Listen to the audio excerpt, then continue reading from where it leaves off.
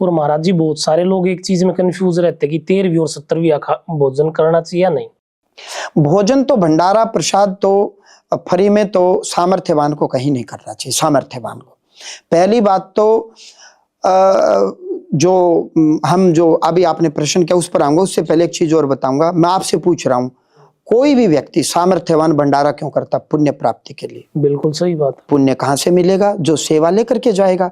बड़े बड़े प्रबुद्ध व्यक्ति कावड़ यात्रा के दौरान शिविर लगा करके भंडारा लगाते हैं कावड़ियों की सेवा के लिए, पुण्य प्राप्त करने के लिए। वो उनके पास उतना समय तो होता नहीं कि वो कावड़ लाएं, ना उनका शरीर इजाजत देता, शरीर मोटा है या भाई बीमार है, तो वो क्या करते हैं, उनकी ईश्वर में आस्था होती है तो वो शिविर लगाते हैं। तो सामर्थ्यवान व्यक्ति को भंडारे में फ्री में भोजन नहीं करना चाहिए, क्योंकि वो सामर्थ्यवान है तो कुछ ना कुछ वहां दान करे, नहीं तो आपके पुण्य काट लिए जाएंगे। दूसरी बात आपने कहा 13वीं और 17वीं का भोजन, तो हमारे सनातन धर्म में न 13वीं होती न 17वीं का भोजन होता ही नहीं। हमारे यहाँ महापात्र का विधान है। नवीन जी, जब मृतक आत्मा चली जाती है तो सनातन धर्म में जितने जी सेवा करो।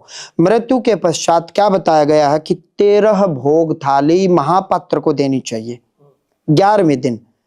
कोई भी सूक्ष्म शरीरी आत्मा है तो उसका मलिन षोडशी होती है, बहुत सरल व्यवस्था है, मैं शॉर्टकट में चलूंगा।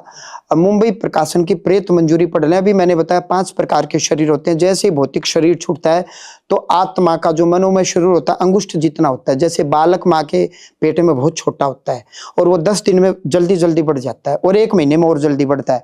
ऐसे ही जब आपका मेरा जब शरीर छूटता है भौतिक शरीर, तो जो मनोमय शरीर होता है, जो मन और बुद्धि और कल्पना का जो मनोमय शरीर, जो 100पन में हम गमन करते हैं, और भौतिक शरीर बिस्तर पर रहता है, तो मनोमय शरीर एक अंगूठे जितना रहता है। तो जहां भौतिक शरीर छूटा है, जहां हमारी अर्थी लगाई एक पिंड, एक द्वार पिंड, वो जो अर्थी लगाई वहां एक पिंड किस लिए होता है? आपके पितृ ब्रह्मलोक में भी होते हैं तो भी वहां घर में प्रवेश करते हैं, वो उनकी शुद्धा की शांति के लिए। द्वार के ऊपर जो पिंड है वो कुल के देवताओं का। फिर एक पिंड होता है जहां अर्थी बदलते, कंधा बदलते हैं एक बार कहीं लेटा करके बीच रास्ते में, शमशान और घर के बीच में 3 पिंड हो गए।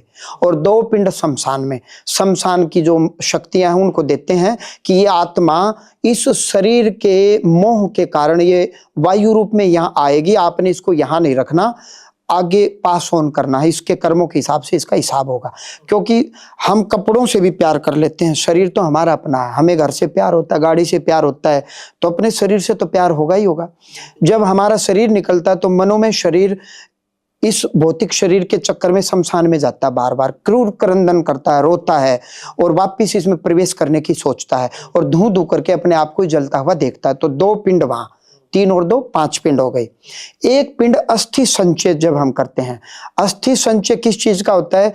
जहां जैसे करंट गया पंखे में, कहीं तो गया है, करंट ने सामर्थ्य दिया पंखे को, करंट के सामर्थ्य से पंखा घूमने लग गया, तो जो flow of electrons is known as current, electrons का बहना ही करंट है, वो करंट पंखे में कहाँ गया? कंडेंसर में गया।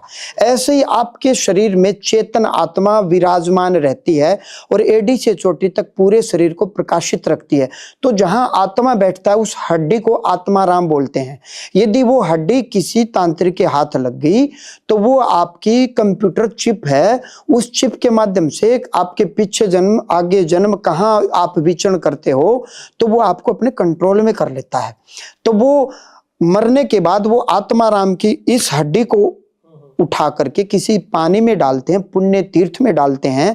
पुण्य तीर्थ इसलिए, जल तो आपके गांव में भी मिलेगा, पुण्य तीर्थ इसलिए वो आत्मा आपके संग चिपक करके चलेगी। तो जिस दिन अस्थि संचय करने जाते हैं, एक पिंड उस दिन देना होता है कि ये आत्मा यदि यहाँ है तो अब आप इसको छोड़ दें। शमशान के देवता महाकाल को और महाकाली को बोलते हैं, मसानी माता कह सकते हो आप, कि मैं हरिद्वार या पुण्य तीर्थ में जा रहा हूं, ये मेरे संग चले और वहां जाकर के हम पुण्य तीर्थ पर उसके नाम से कुछ श्राद्ध तर्पण पिंडदान या कुछ पुण्य करते हैं। तो 6 पिंड हो गए और 10 दिन तक 10 पिंड, 10 और 6 16।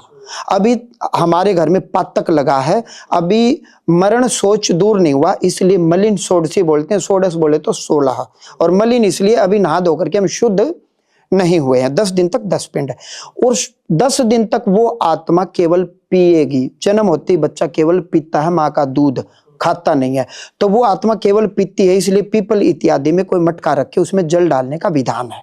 या रात में तारों की छांव में कच्चा दूध और काले तिल, और अपने घर में दक्षिण की ओर मुख करके और मिट्टी के पात्र में वो दूध लेकर के अमुक अमुक प्रेत, चाहे महिला हो चाहे पुरुष हो, अभी वो प्रेत है जो चला गया, चाहे वो हमारे पिता ही हो, उसको प्रेत नाम से पुकारेंगे, अमुक अमुक प्रेत, उसका चेहरा ध्यान करो और उसको वो पीछे कमर के पीछे, मैंने प्रेत बताया ना कमर के पीछे, और कमर के पीछे वो मटकी से वो दूध गिरा दो और मुड़ के मत देखो और फिर अपने घर आ जाओ।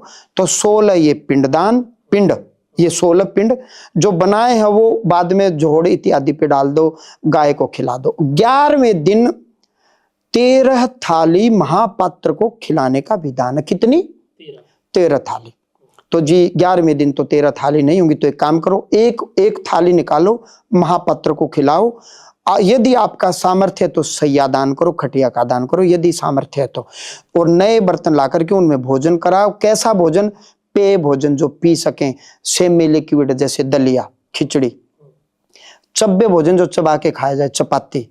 ले ये भोजन जैसे लापसी, जो हलवा इत्यादि, हलवा टाइप।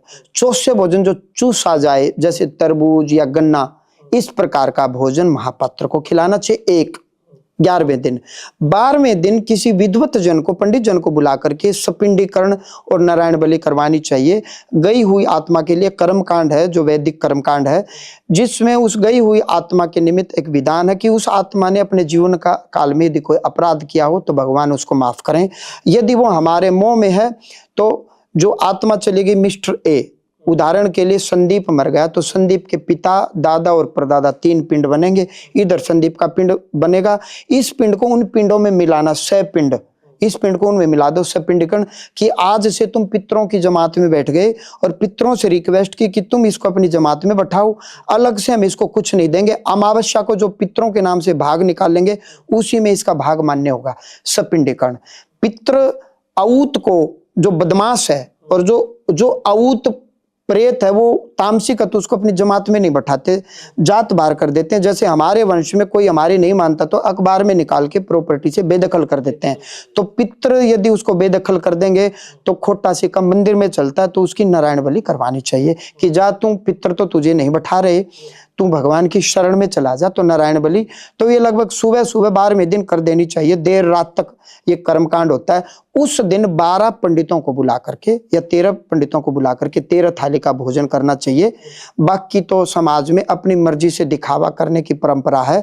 अब तो जैसे 13वीं भाई भंडारा लगा देती है, तो जी अपनी परंपरा, शास्त्र का ऐसा कोई वचन नहीं है, ये तो आपके अपने भाव हैं कि भाई मेरे पिता के निमित्त मैं पुण्य करना चाह रहा हूँ। जो भंडारे में आएंगे वो खाएंगे और वो भी आशीर्वाद और पुण्य दे करके जाएंगे। तो 13वीं 17वीं का भोजन न तो कराने का विधान और न करने का विधान और न खाना चाहिए। ये ब्रह्म वैवर्त पुराण में, गरुड़ महापुराण में इसके लिए मनाही की गई है। अब लेकिन हमारे रिश्तेदार हैं तो जाना तो पड़ेगा।